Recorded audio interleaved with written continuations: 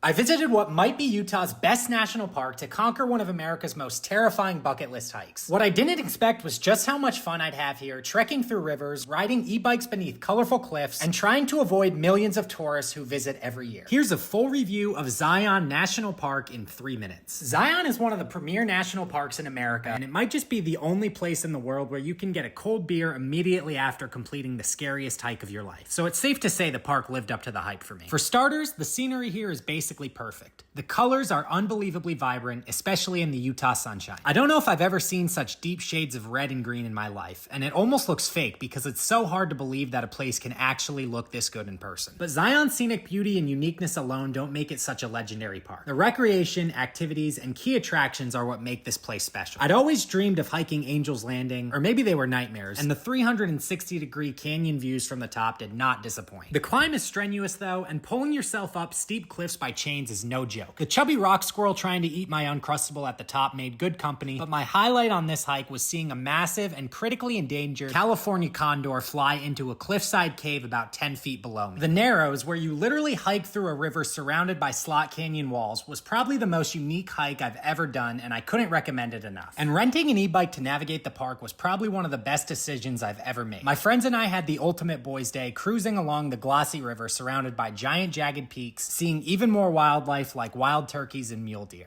Zion was made to be explored this way, and even though the rental was expensive, it was absolutely worth the cost. Instead of waiting all day for the shuttle buses, we had the freedom of stopping wherever we wanted all throughout the park. One of these stops was the main lodge, which might be the most impressive in any national park since it literally has a bar attached to it. The amenities here and the town of Springdale right outside the park entrance make Zion elite. I was able to walk right from my campground to a brewery, different shops, and the Whiptail Grill, which has some of the best Mexican food I've ever eaten. The only real downside Zion has at all are the crowds, which can get completely insane. I visited in April and honestly got lucky with crowds and perfect weather. But during the summer, Zion can feel more like Disney World than a national park. Long shuttle lines and packed trails can completely ruin the experience. But between top-tier scenery, unforgettable hikes, incredible wildlife, and one of the best gateway towns of any national park, it's easy to understand why so many people want to visit this place. Zion is one of America's crown jewels, and while the crowds can be frustrating, for me they weren't enough to outweigh everything else this park does so well. I'm giving it an 89 out of 100. It's the best national park in Utah and one of my favorite places I've ever visited. Come in the spring, rent an e-bike, don't fall off Angel's Landing, and grab a cold beer after. Zion absolutely lives up to the hype.